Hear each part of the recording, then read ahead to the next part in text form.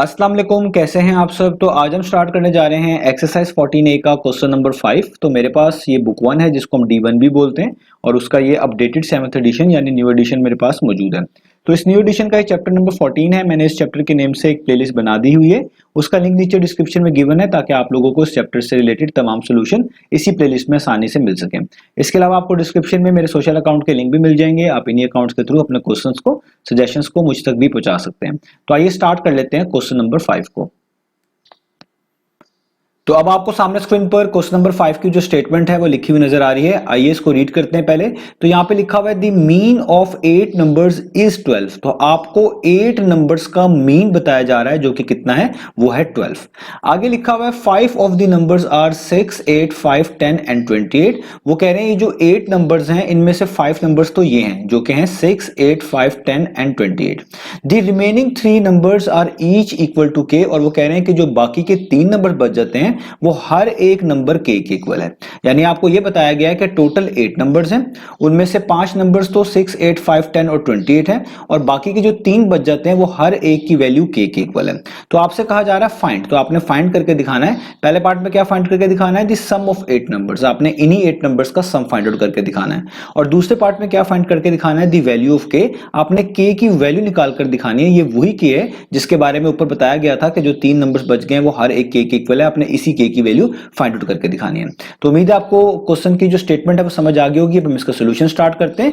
अब क्योंकि ये मीन से रिलेटेड क्वेश्चन है तो आपने मीन का ही फॉर्मूला यूज करना है और आपको मीन का जनरल फॉर्मूला पता है। मीन इक्वल होता है sum of data divided by number of data के। अब आपने इस फॉर्मूले को अपने क्वेश्चन के मुताबिक लिखना होता है। अब हमारे पास यहाँ पर मीन ऑफ 8 नंबर्स का जिक्र है तो इसलिए हम यहाँ पर हेडिंग भी इसी लिहाज से डालेंगे और हम लिखेंगे mean of 8 numbers. Mean of 8 numbers. अब देखिए मीन ऑफ 8 नंबर्स किसके इक्वल आना चाहिए फॉर्मूले के मुताबिक। मीन का फॉर्मूला होता है sum of data divided by total number of data या नंबर ऑफ डाटा।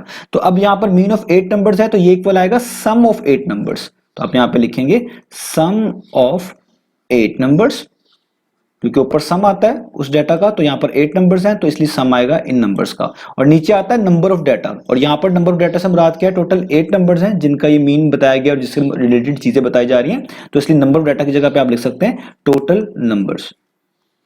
तो टोटल नंबर्स हमारे पास कितने हैं, वो हैं 8। ठीक है, आप इसको किसी और तरीके से भी डिफाइन कर सकते हैं, ये आपके ऊपर है, लेकिन आपके क्वेश्चन के मुताबिक होना चाहिए। अब आप जस्ट वैल्यूज पुट कर दें। मीन ऑफ 8 नंबर्स तो आपको बताया गया था वो है 12, तो इसलिए यहाँ पे नीचे लिख दें 12 is equal to sum of 8 numbers की वैल्यू आपने फाइंड आउट करनी है क्योंकि ये हमारा फर्स्ट पार्ट है। फर्स्ट पार्ट में जस्ट सम ऑफ 8 नंबर्स निकालना है तो इसलिए मैं जस्ट यहाँ पे लिखूंगा सम ऑफ 8 नंबर्स, ये वैसे की वैसी वैल्यू, और डिवाइड कर दूंगा टोटल नंबर्स से। टोटल नंबर्स कितने हैं, आपको 8 नंबर्स का डाटा गिवन था तो यही आपका जो डाटा जिसको आप काउंट करते हैं वो जितनी तादाद में होता है वही यहां पर नीचे लिखा जाता है। तो 8 नंबर्स हैं टोटल तो इसलिए आप यहां पर लिखेंगे 8। अब आप देखिए ये 8 जो है डिवाइड कर रहा है इस ऊपर लिखे हुए सम को, तो जो चीज एक तरफ डिवाइड कर रही है जब हम उसको इक्वलिटी साइन के दूसरे मूव करते हैं अगले स्टेप में वो वहां जाकर मल्टीप्लाई करती है। आप यूं भी कह सकते हैं अगर आप दोनों तरफ 8 से मल्टीप्लाई करवा दें तो राइट साइड पे 8 कैंसिल हो जाएगा और लेफ्ट साइड पे 12 के साथ 8 मल्टीप्लाई हो जाएगा तो भी बात वही होगी। तो 8 यहां पर डिवाइड कर रहा है, अगले स्टेप में आप इसको यहां पर मूव करेंगे लेफ्ट साइड पे तो यहां पर आके वो 12 से क्या हो जाएगा मल्टीप्लाई और आपके पास आ जाएगा सम ऑफ 8 नंबर्स का आंसर जो कि हमने पहले पार्ट में फाइंड आउट करके दिखाना है। तो अब जैसा आपने क्या करना है, आपने 12 को 8 से मल्टीप्लाई कर देना है। तो 12 को 8 से मल्टीप्लाई करें 96 आता है। तो इसका मतलब आपने निकाल लिया कि जो ये ऊपर 8 नंबर्स के बारे में आपको बताया गया था उनका सम कितना बनता है, उनका सम बनता है आपके पास 96। तो ये हमारे पास यहां तक तो वैल्यू आ गई। तो ये हमारा पहला पार्ट हो गया, हमने 8 नंबर्स का सम निकाल लिया। अब अगले पार्ट को आप देखें कि आपके पास लिखा हुआ है द वैल्यू ऑफ के। आपने के की वैल्यू फाइंड आउट करनी है। अब के था क्या, के बेसिकली इन्हीं 8 नंबर्स में से 3 नंबर्स थे। यानी आपको बताया गया था ना कि 5 नंबर्स तो ये हैं, ठीक है, और बाकी जो 3 है वो सबके सब के इक्वल हैं। तो वो इसी के के बारे में यहाँ पे बात की जा रही है। अभी हम इस के की वैल्यू कैसे फाइंड आउट कर सकते हैं, देखिए हमें सम पता है कि 8 नंबर्स का यानी के वालों को मिलाकर वो 96 के इक्वल आते हैं। तो अगर हम इसी इक्वेशन को यूज कर लें, यहां पर 8 नंबर्स की जगह पे वो सारे 8 नंबर्स लिख लें और 96 को वैसे लिखे रहने दें तो हम आसानी से के की वैल्यू जो है वो बता सकते हैं। तो आइए हम इसको इसी इक्वेशन को यूज करके के की वैल्यू निकाल लेते हैं। सम ऑफ 8 नंबर्स का मतलब है कि आप 8 नंबर्स का सम लिखें। तो देखिए 8 नंबर्स कौन कौन से हैं, 6, 8, 5, 10 और 28। पहले इनका सम कर लें, यानी 6, 8, 5 और कौन सा था 6, 8, 5, 10 और 28, 10 और 28। तो 5 तो ये थे और बाकी 3 उन्होंने खुद बताया था आपको क्वेश्चन में वो के इक्वल है, तो 3 दफा आप के लिख ले प्लस करके, प्लस के प्लस के प्लस के। और अभी आपने ऊपर सीखा है कि इन सारे के सारे 8 नंबर्स का सम किसके इक्वल है, 96 के, तो आप इनको इक्वल रख दें किसके, 96 के। तो मैंने देखा ये ऊपर वाली ही इक्वेशन को यूज कर ली यहां पर। अब जस्ट आप इनको सॉल्व कर लें, जैसे मिसाल के तौर पर अब ये ऐड हो रहे हैं तो आप 6 में पहले 8 ऐड करें, तो जैसे 6 प्लस 8 कितना होता है, वो होता है 14। 14 में आप 5 ऐड करें, 14 प्लस 5 कितना होता है, वो होता है 19।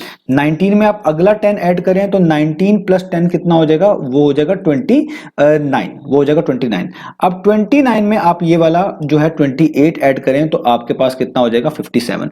यानी इन तमाम वैल्यूज को ऐड करने से आपके पास आ जाएगा 57। ये 3 दफा के है, तो इसका मतलब 1 के प्लस 1 के प्लस 1 के, तो 1 प्लस 1 प्लस 1 कितना होता है, 3। 3 दफा के, तो ये हो जाएगा प्लस 3 के, और इक्वल टू का साइन वैसे ही, और यहां पर 96 वैसे का वैसे ही। अब आपने के की वैल्यू फाइंड आउट करनी है, तो इन तमाम कांस्टेंट को स्टेप बाय स्टेप दूसरी साइड पे मूव करें। ये 57 यहां पर ऐड हो रहा है, तो जब आप इसको इक्वलिटी साइन के दूसरी तरफ मूव करेंगे वहां जाकर सब्ट्रैक्ट हो जाएगा। और यूं भी कह सकते हैं दोनों तरफ 57 को सब्ट्रैक्ट करवा दें तो भी 96 से आपको 57 सब्ट्रैक्ट करना पड़ेगा और यहां पर कुछ भी नहीं बचेगा। तो 57 है ये बेसिकली जो कि यहां पर ऐड हो रहा है, और वहां जाके क्या होगा, सब्ट्रैक्ट होगा। तो आप यहां पे प्लस 3k को वैसे लिख देंगे, 96 वैसे ही, और जो 57 यहां पर ऐड हो रहा है यहां के क्या हो जाएगा, इस 96 में से वो हो जाएगा सब्ट्रैक्ट।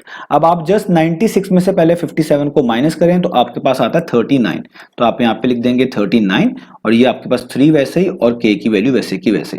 अब देखिए 3 यहां पर मल्टीप्लाई हो रहा है k के साथ, तो अगर आपके पास कोई चीज एक तरफ मल्टीप्लाई हो रही हो आप उसको दूसरी तरफ मूव करते हैं तो वहां जाकर वो डिवाइड करती है। तो 3 यहां पर मल्टीप्लाई हो रहा है, वहां जाकर 39 को क्या करेगा, डिवाइड करेगा, यानी इसके डिनोमिनेटर में लिखा जाएगा। आप यूं भी कर सकते हैं कि दोनों तरफ 3 से डिवाइड कर दें, तब भी बात एक ही है। तो अब यहां पे रह जाएगा k, और 3 जो यहां पर मल्टीप्लाई कर रहा था वहां जाकर 39 को क्या करेगा, डिवाइड करेगा, यानी उसके नीचे लिखा जाएगा। अब इनमें कैंसिलेशन होती है, 3 1 टाइम्स कितना होता है, 3, और 3 को 13 टाइम्स करें तो कितना आता है, 39। तो आपके पास देखें k की वैल्यू कितनी आ गई, 13, नीचे वाले 1 को लिखने की जरूरत नहीं है। तो यही वो k की वैल्यू है जो कि दूसरे पार्ट में हमने फाइंड आउट करके दिखानी थी। तो उम्मीद है आपको ये दोनों पार्ट्स अच्छे से समझ आ गए होंगे। तो इस तरीके से हमने क्वेश्चन करना था, पहले हमने मीन का फॉर्मूला यूज करके सम निकाल लिया, और जब हमें सम पता चल गया 8 नंबर्स का 96 है, तो हमने 8 नंबर्स को सम करके 96 के इक्वल रखा, और वहां से हमें आसानी से k की वैल्यू 13 पता चल गई। तो इंशाल्लाह अब हम मिलेंगे अपने नेक्स्ट क्वेश्चन में, तब तक ख्याल रखें, अल्लाह हाफिज।